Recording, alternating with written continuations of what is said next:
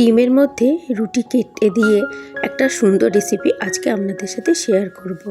ভাবছেন তো এই ডিমের মধ্যে এই রুটিগুলো কেন কেটে দিচ্ছে, এটা দিয়ে আবার কী রেসিপি হবে? তো রেসিপিটা দেখতে হলে অবশ্যই পুরো ভিডিওটা দেখতে হবে, শেষ পর্যন্ত আমার সঙ্গে থাকতে হবে যে কিভাবে আমি এই রেসিপিটা বানাচ্ছি। রেসিপিটা ভালো লাগলে লাইক, শেয়ার, কমেন্ট অবশ্যই করবেন। চ্যানেলটা সাবস্ক্রাইব করে পাশে থাকবেন, পাশে থাকা বেল আইকন অবশ্যই প্রেস করবেন, যাতে আমি নতুন কোনো ভিডিও যখন আপলোড করবো আপনাদের কাছে নোটিফিকেশন যাতে চলে যায়। তো প্রত্যেকের বাড়িতেই রুটি করার পর কিছু না কিছু রুটি বেঁচে যায়, তো সেই রুটিগুলো ফেলে না দিয়ে আজকে এই রুটি দিয়ে একটা সুন্দর রেসিপি আপনাদের কাছে শেয়ার করব, যেটা সকালের ব্রেকফাস্টে বানাতে খেতে পারেন বা বাচ্চাদের স্কুলের টিফিনের জন্যও দিতে পারেন। খুব সুন্দর একটা রেসিপি। তো এখানে আমি 2টোর মতো ডিম ভেঙে নিচ্ছি। আপনারা আপনাদের প্রয়োজন মতো ডিমটা ভেঙে নেবেন। এখানে আমি 3টের মতো রুটি নিয়েছি আর ডিম নিয়েছি 2টো। যদি রুটির পরিমাণ বেশি হয় তাহলে ডিমের পরিমাণটা একটু বেশি নেবেন। 2টো ডিম ভেঙে নেওয়ার পর এবার এই রুটিটাকে ছোট্ট ছোট করে একদম ফোল্ড করে নিচ্ছি, একদম সরুভাবে, যাতে কাটতে সুবিধা হয়। এবার এই কাঁচির সাহায্যে আস্তে আস্তে এইভাবে কেটে নেবো, মানে একদম ছোট ছোট করে কেটে নেবো, যাতে এই রেসিপিটা খুব সুন্দর তৈরি হয়। এই রেসিপিটা এত সুন্দর তৈরি হয়, বাচ্চা থেকে বড় সবাই খেতে পছন্দ করবে। তো রুটিগুলোকে দেখতেই পাচ্ছেন একদম ছোট ছোট করে কেটে নিচ্ছি। এটা সকালের ব্রেকফাস্টের জন্য খুব সুন্দর একটা রেসিপি, খুব তাড়াতাড়ি তৈরিও হয়ে যায়। রুটিগুলোকে সব কেটে নিয়েছি। কেটে নেওয়ার পর এতে এবার আমি দিয়ে দেবো, ভালো করে আগে মিশিয়ে নেব রুটিটাকে ডিমগুলোর সাথে, ভালো করে মিশিয়ে নিচ্ছি।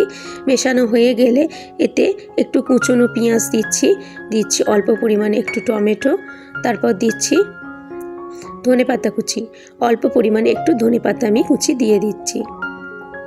এখানে আপনারা চাইলে কাঁচা লঙ্কা কুচিও দিতে পারেন, তো এখানে আমি কাঁচা লঙ্কা কুচির বদলে দেবো অল্প পরিমাণে একটু চিলি ফ্লেক্স। সেই চিলি ফ্লেক্সটা দিচ্ছি।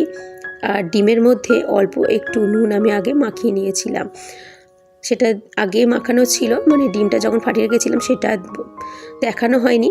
আর অল্প একটু গোলমরিচ গুঁড়োও দিয়ে দিলাম।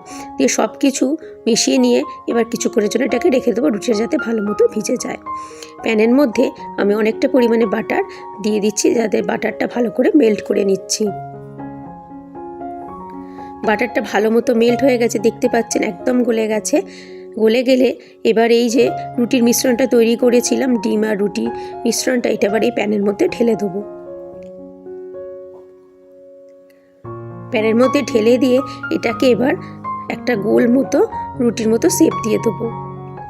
সেই জন্য চামচের সাহায্যে চেপে চেপে দিচ্ছি, আর ধারগুলোকে এইভাবে একটু চেপে দেবো যাতে গোল মতো হয়ে যায়। প্যাচুলার সাহায্যে একটু চেপে চেপে দিয়ে চারদিকটা একটু গোল করে দেবো।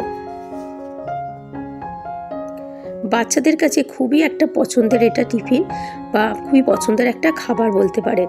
এইভাবে রেখে দিয়ে গ্যাসের ফ্লেমটা লো করে রেখে 20 মিনিটের জন্য এইভাবে চাপা দিয়ে দেবো। গ্যাসের ফ্লেমটা একদম লো করে রাখবো। 20 মিনিট পর এটাকে এবার তুলবো। এটাকে আস্তে করে তুলে অপর পিঠটা হওয়ার জন্য উল্টে দেবো।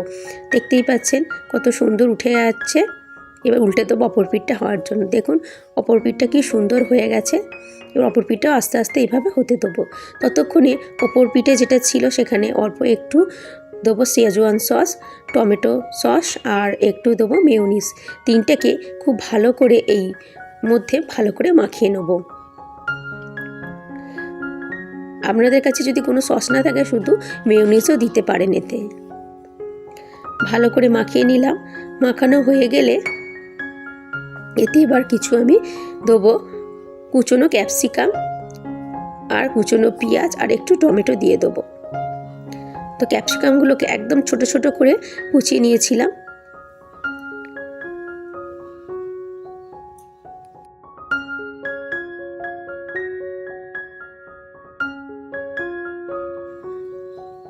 এরপর ছোট ছোট করে কেটে রাখা টমেটো দিয়ে দিচ্ছি। তারপর কুচনো পেঁয়াজও দিয়ে দিচ্ছি, একদম কিউব করে কেটে নিয়েছিলাম। উপর থেকে এবার একটু চিজ দিয়ে দেবো। একটা গ্রেটারের সাহায্যে এই চিজটাকে গ্রেট করে এবার উপর থেকে দিয়ে দেবো। বুঝতেই পারছেন আমি কি বানাচ্ছি, যে জিনিসটা খুবই সুন্দর একটা জিনিস আর বাচ্চাদের জন্য খুবই একটা ফেভারিট জিনিস। তো ঘরেতেই এরকম জিনিস বানিয়ে দিলে বাচ্চাদের খুব পছন্দ হবে। তো অনেকটা পরিমাণে চিজ আমি দিয়ে দিয়েছি, ওপর থেকে একটু অরিগ্যানো আর একটু দিয়ে দিচ্ছি পিৎজা সিজনিং দিয়ে এবার এটাকে চাপা দিয়ে দেবো আরও 20 মিনিটের জন্য, যাতে ওপরে চিজটা একদম মেল্ট হয়ে যায়। 20 মিনিট পর এটাকে খুলছি। গ্যাসের ফ্লেমটা কিন্তু আমি লো করে রেখেছিলাম। তো দেখতে পাচ্ছেন চিজটা একদম মেল্ট হয়ে গেছে। এবার এটাকে আমি একটা প্লেটের মধ্যে ঢেলে নিচ্ছি। ঢেলে নিয়ে এবার এটাকে ছোট ছোট পিৎজার মতো কোণ করে কেটে নেব। তো তৈরি হয়ে গেল আমাদের হোমমেড একটা পিৎজা। যে বাসি রুটি দিয়ে বা বেঁচে যাওয়া রুটি দিয়ে এইভাবে একটা রেসিপি আপনারা তৈরি করে নিতে পারেন। বাচ্চাদের স্কুলের টিফিনেও বানিয়ে দিতে পারেন বা সকালের ব্রেকফাস্টে তৈরি করেও খেতে পারেন। তো রেসিপিটা কেমন লাগলো অবশ্যই কমেন্ট করে জানাবেন। ভালো লাগলে লাইক, শেয়ার, কমেন্ট, চ্যানেলটা সাবস্ক্রাইব করে পাশে থাকবেন। আরও নিত্য নতুন রেসিপি পাওয়ার জন্য, ভিডিওটা শেষ পর্যন্ত দেখার জন্য আপনাদের অসংখ্য ধন্যবাদ। এবার আমি একটা তুলে দেখাচ্ছি এটা কত সুন্দর তৈরি হয়েছে। দেখুন কত সুন্দর তৈরি হয়েছে, চারদিকটাই একদম হয়ে গেছে, পেছন দিকটাও খুব সুন্দর তৈরি হয়েছে। আর খেতে কিন্তু অসম্ভব সুন্দর হয়, যেহেতু ডিম দিয়ে তৈরি। ভিডিওটা দেখার জন্য অসংখ্য ধন্যবাদ।